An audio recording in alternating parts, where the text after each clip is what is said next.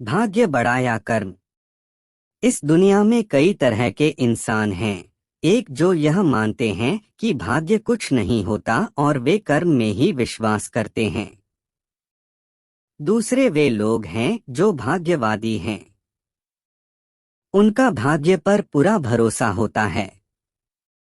उनका दृढ़ विश्वास होता है कि जो भाग्य में लिखा है वो होके ही रहेगा। यानी इंसान कर्म और भाग्य की दो धुरियों में घूमता रहता है। चलिए जानते हैं आज की वीडियो में। महाभारत युद्ध में जब अर्जुन ने कुरुक्षेत्र में अपने स्वजनों को युद्ध के लिए अपने सामने खड़ा पाया, तब अर्जुन के हाथों से धनुष छूट गया। प्राणहीन मनुष्य के समान वह धरती पर गिर गया। तब भगवान श्री कृष्ण ने उसे गीता के कर्म ज्ञान का उपदेश दिया। भागवत गीता में भगवान श्री कृष्ण भी अर्जुन से कर्म करने की ही बात कहते हैं, अर्जुन को कर्म करने का ही उपदेश देते हैं। श्री कृष्ण कहते हैं कि हे अर्जुन, राज्य तुम्हारे भाग्य में है या नहीं, ये तो बाद की बात है, परंतु युद्ध तो तुम्हें पहले लड़ना ही होगा। कर्म तो तुम्हें करना ही होगा। चलिए जानते हैं एक कहानी। वक्त से लड़कर जो नसीब बदल दें, इंसान वही जो अपनी तकदीर बदल दें। कल क्या होगा कभी ना सोचो, क्या पता वक्त कल खुद अपनी तस्वीर बदल दें। एक जंगल के दोनों ओर अलग अलग राजाओं का राज्य था, और उसी जंगल में एक महात्मा रहते थे, जिन्हें दोनों राजा अपना गुरु मानते थे। उसी जंगल के बीचों बीच एक नदी बहती थी। अक्सर उसी नदी को लेकर दोनों राज्यों के बीच झगड़े फसाद होते रहते थे।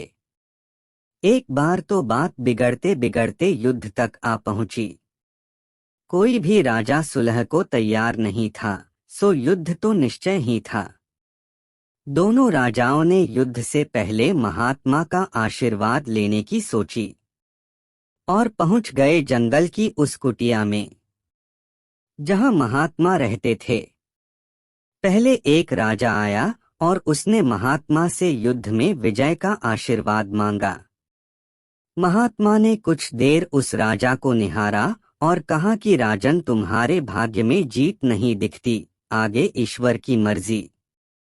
यह सुनकर पहला राजा थोड़ा विचलित तो हुआ।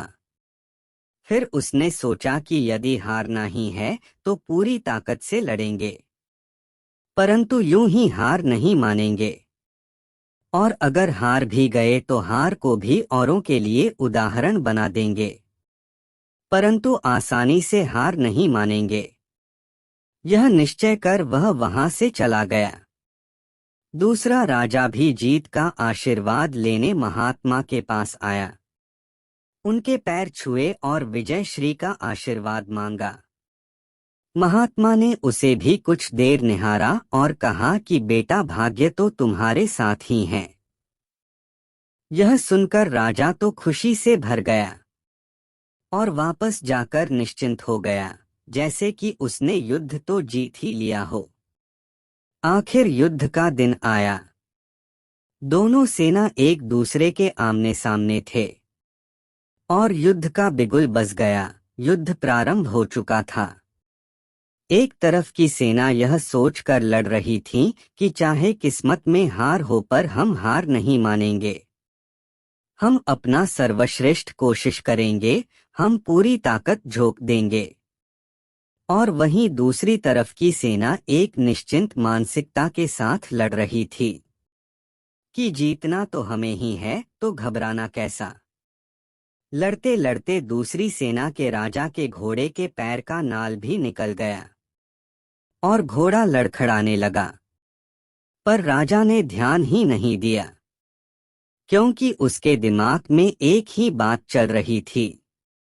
कुछ ही क्षण बाद दूसरे राजा का घोड़ा लड़खड़ाकर गिर गया, जिससे राजा भी जमीन पे गिर पड़ा और घायल हो गया, और वह दुश्मनों के बीच घिर गया। पहले राजा के सैनिकों ने उसे बंधक बना लिया और उसे अपने राजा को सौंप दिया। युद्ध का निर्णय हो चुका था। युद्ध का परिणाम बिल्कुल महात्मा के भविष्यवाणी के उल्टा था। निर्णय के बाद महात्मा भी वहां पहुंच गए।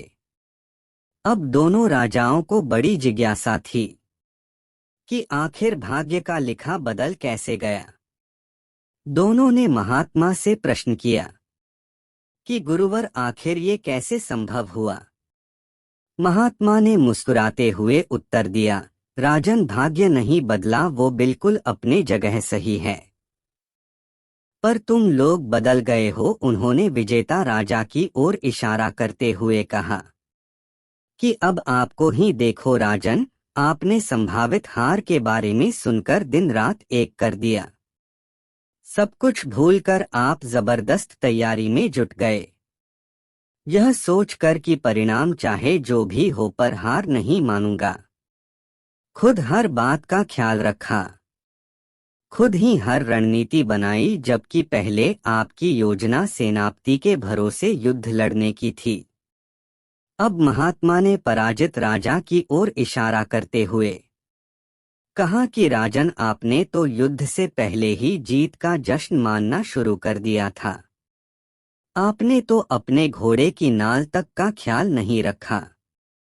फिर आप इतनी बड़ी सेना को कैसे संभालते और कैसे उनको कुशल नेतृत्व देते। और हुआ वही जो होना लिखा था। भाग्य नहीं बदला, पर जिनके भाग्य में जो लिखा था उन्होंने ही अपना व्यक्तित्व बदल लिया। फिर बेचारा भाग्य क्या करता।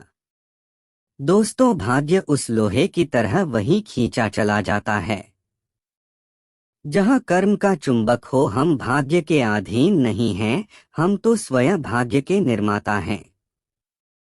यह सत्य है कि भाग्य भी उन लोगों का साथ देता है जो कर्म करते हैं। किसी खुरदरे पत्थर को चिकना बनाने के लिए हमें उसे रोज घिसना पड़ेगा। ऐसा ही जिंदगी में हम जिस भी क्षेत्र में हों, स्तर पर हों, हम अपना कर्म करते रहें बिना फल की चिंता किए।